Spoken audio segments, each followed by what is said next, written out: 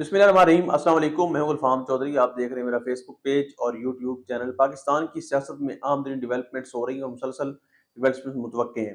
ہر آنے والا دن پچھلے دن سے زیادہ عجیب تر ہوتا جا رہا ہے کیونکہ پاکستان کی صورتحال دن بدن بدل رہی ہے۔ اس حوالے سے ہمارے ساتھ موجود ہے صدیق جان صاحب۔ ان سے جانتے ہیں کہ پاکستان کی سیاست میں کون سا بوچھال آنے والا ہے اور کیا ڈیولپمنٹ متوقع ہے۔ صدیق جان صاحب سے بات کرتے ہیں، ہمارے ساتھ ہیں۔ اگر غیر جانبدارانہ رپورٹنگ کرے گا تو وہ آغا شیخ سرور اور رائے غلام علی کی طرح جبری گمشدہ کر دیا جائے گا، وہ زیم الغاری کی طرح اٹھا لیا جائے گا، وہ نوکریوں سے نکلوا دیے جائیں گے، ان کی فیملی کے اکاؤنٹس بند ہو جائیں گے، ان کے نام سٹاپ لسٹ پہ ہوں گے، ان کے نام ECL پر ہوں گے، ان کے یوٹیوب چینلز بند کرنے کے آرڈرز آ جائیں گے، ان کے یوٹیوب چینلز کو فائر وال لگا دی جائے گی۔ مطلب یہ دیکھیں اوور آل، آپ دیکھیں یہ جو کچھ ہو رہا ہے، کیا پچھلے 3.5 سال سے کوئی ایک چیز پاکستان کے حق میں ہوئی ہے؟ کوئی ایک چیز بتائیں نا۔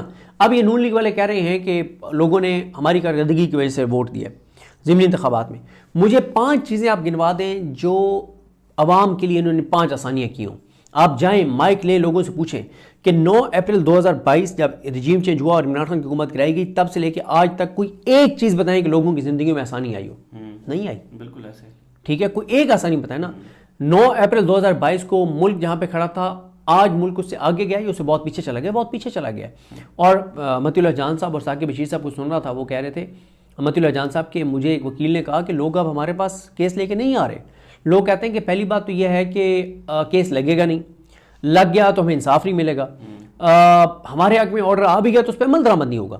یہ چیز امیجن کریں کتنی خوفناک ہے کہ پاکستان کے لوگوں کا پاکستان کے عدلیہ پر اعتماد نہیں رہا، اور لوگوں کا عدلیہ پر اعتماد اٹھ جانا یہ پاکستان کے لیے بہت خوفناک اور خطرناک ہے کہ لوگ پھر کیا کریں گے؟ یا لوگ ڈپریشن میں چلے جائیں گے، انگزائٹی میں چلے جائیں گے، یا وہ کیوس کی طرف جائیں گے، خدا نخواستہ وہ انارکی کی طرف جائیں گے، خانہ جنگی کی طرف جائیں گے، قانون ہاتھ میں لیں گے، جو کہ جسٹیفائی نہیں ہے، جو کہ پاکستان کے لیے نقصان دہ ہے۔ لیکن حالات آپ اس طرف لے کر جا رہے ہیں۔ آپ لوگوں کو بتا رہے ہیں کہ تم الو کے پٹھے ہو، تمہارے اندر تمہاری کوئی اوقات نہیں ہے، تم ووٹ جس کو مرضی ڈالو، فیصلہ ہم کریں گے کہ ہم نے کس کو جتوانا ہے، ٹھیک ہے؟ تو یہ چیز سر بہت خطرناک ہے۔ آپ لوگوں کو خود اس راستے پر لے کر جا رہے ہیں کہ لوگ کہیں کہ پرامن جدوجہد کا راستہ ختم ہو گیا، سسٹم کے اندر رہ کے سسٹم کو ٹھیک کرنے کا راستہ ختم ہو گیا، تو آپ خود یہ کر رہے ہیں۔ دیکھیں میں آپ کو بتاؤں کہ اس طرح سے ملک چل نہیں سکتا نا۔ یا تو یہ ہے کہ ڈنڈے کے زور کے اوپر لوگ سر تسلیم خم کر لیتے، لوگ اس نظام کے ہاتھ میں بیعت کر لیتے، نہیں ہو رہا۔ اور میں نے آپ کو بتایا نا کہ سہیل آفریدی، آپ یہ سوال کر رہے تھے نا کہ آپ کے سوال سے یہی وہ لگ رہا تھا کہ کیا کچھ بڑا وہ کرنے جا رہے ہیں۔ وہ فوری طور پہ مجھے نہیں نظر آتا کچھ بڑا کرنے جا رہے ہیں، لیکن وہ جس راستے پہ چل رہے ہیں اس راستے کا مطلب یہ ہے کہ وہ کچھ بڑا کرنے کے راستے پہ جا رہے ہیں۔ وہ کیا ہے؟ وہ لوگوں کو بار بار بتا رہے ہیں، وہ لوگوں کو اپنے ساتھ ملا رہے ہیں، لوگوں کو ایجوکیٹ کر رہے ہیں کہ یہ جو کچھ ہو رہا ہے پاکستان کے خلاف ہے، تمہارے خلاف ہے، تمہاری آنے والی نسلوں کے خلاف ہے۔ 34,000 ارب قرضہ لیا ہے انہوں نے 3-3.5 سال میں۔ 34,000 ارب کہاں ہے؟ وہ 34,000 ارب کہاں لگا ہوا؟ آپ نے دیکھا لگا ہوا کوئی؟ میں نے تو نہیں دیکھا۔ ذرا لوگ، میں نے اپنی ویڈیو میں کہتا ہوں رک جائیں، یہاں پہ روک دیں، ویڈیو روک دیں اور سوچیں 34,000 ارب کتنا ہوتا ہے؟ یہ 34,000 ارب پاکستان کے لوگوں کی آنے والی نسلوں نے اتارنا ہے۔ یہ معاف تو نہیں ہوگا۔ کیا دنیا کا کوئی ملک آپ کو اس لیے معاف کر دے گا کہ آپ بعد میں کہیں گے کہ اس وقت ہمارے ملک میں اندر آئین نہیں تھا، چور ڈاکو لٹیرے مسلط تھے، وہ لوگ مسلط تھے جن کو عوام نے مینڈیٹ نہیں دیا تھا، عوام ان کو مانتی نہیں تھی؟ یہ کوئی جواب آپ کا نہیں مانے گا۔ 34,000 ارب 3.5 سال کا آپ نے واپس کرنا ہی کرنا ہے بھائی، آنے والی نسلوں نے واپس کرنا ہے، تو کیسے کریں گے؟ وہ بھائی ملک تو ہر آنے والے دن کے ساتھ نیچے جا رہا ہے، پیچھے جا رہا ہے، آگے تو نہیں بڑھ رہا۔ روزگار کے موقع کم ہو رہے ہیں، بڑھ تو نہیں رہے، یوتھ فرسٹریٹ ہو رہی ہے، انگزائٹی ہے۔ میں ابھی سہیل آفریدی صاحب کے ساتھ جب ہم ٹریول کر رہے تھے تو بہت سے پولیس والوں سے انٹریکٹ کرنے کا موقع ملا ہے۔ ان سے میں نے پوچھا کہ یہ جو دہشت گرد ہیں، ان کو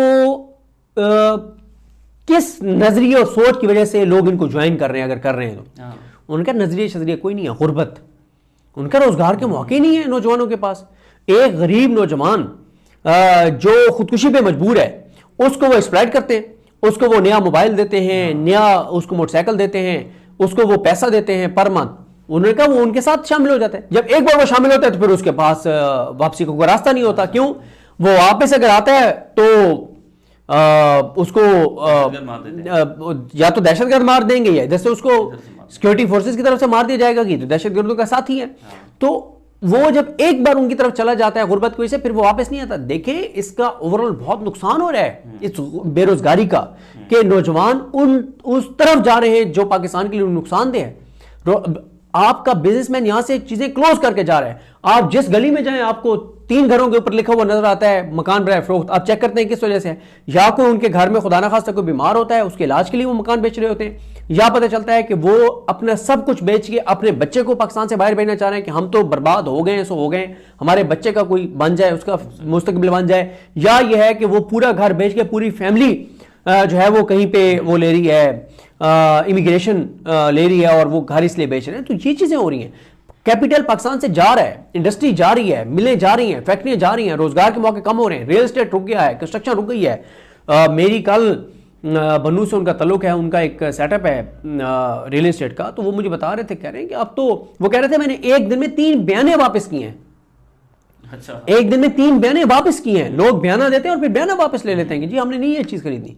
آپ لوگوں میں وہ کہتے ہیں جی پاکستان میں اگلے 2 سال میں ریل اسٹیٹ میں مت انویسٹ کیجیے گا. یہ باتیں لوگ بیٹھ کے کرتے ہیں. کنسٹرکشن نہیں ہو رہی, چیزیں نہیں ہو رہی, غربت دیکھ لیں, صحت کے حالات دیکھ لیں, ایجوکیشن دیکھ لیں, تعلیمی اداروں کی صورتحال دیکھ لیں, کس طرف آپ ملک کو لے کر جا رہے ہیں. کوئی ایک چیز امید کی نہیں ہے, کوئی ایک چیز نہیں ہے کہ آپ یار یہ امید ہے. حکومتی کارکردگی کے تناظر میں کہہ رہا ہوں.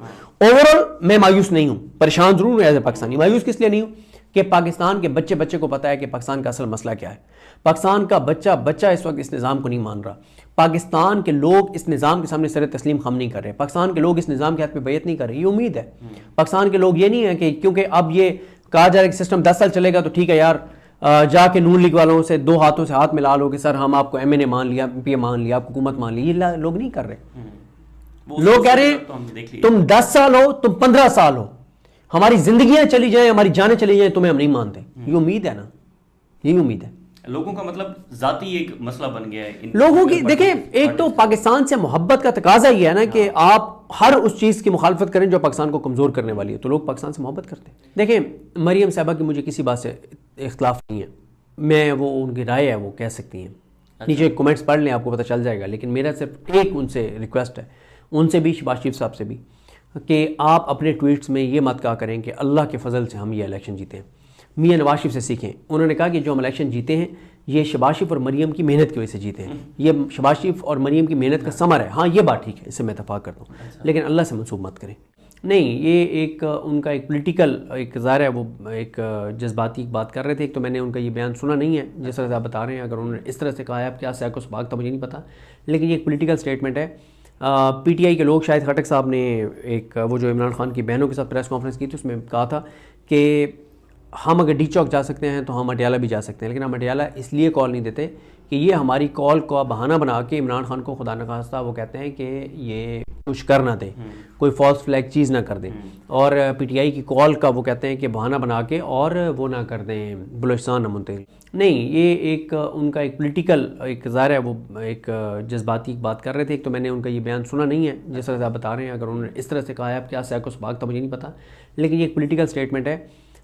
پی ٹی آئی کے لوگ, شاہد خٹک صاحب نے ایک وہ جو عمران خان کی بہنوں کے ساتھ پریس کانفرنس کی تھی, اس میں کہا تھا کہ ہم اگر ڈی چوک جا سکتے ہیں تو ہم اٹیالہ بھی جا سکتے ہیں, لیکن ہم اٹیالہ اس لیے کال نہیں دیتے کہ یہ ہماری کال کو بہانہ بنا کے عمران خان کو خدا نخواستہ وہ کہتے ہیں کہ یہ کچھ کر نہ دیں, کوئی فالس فلیگ چیز نہ کر دیں, اور پی ٹی آئی کی کال کا وہ کہتے ہیں. جی بالکل, جس طرح سے آپ نے سنا کہ صدیق جان صاحب نے پاکستان کی سیاسی ڈیولپمنٹ کے حوالے سے اہم ترین حقائق ہمارے سامنے رکھے اور بتایا کہ اس وقت کون سی کمپرومائزڈ قیادت ہے جو عمران خان صاحب کی پیڑ میں جھولا گھوم رہی ہے, اور پاکستان کی دیگر سیاسی جماعتوں کا اس وقت سیاست کے اندر کیا کردار ہے. اب تک کے لیے اتنا ہی. اپنے میزبان کو اجازت دیجیے. پاکستان زندہ باد.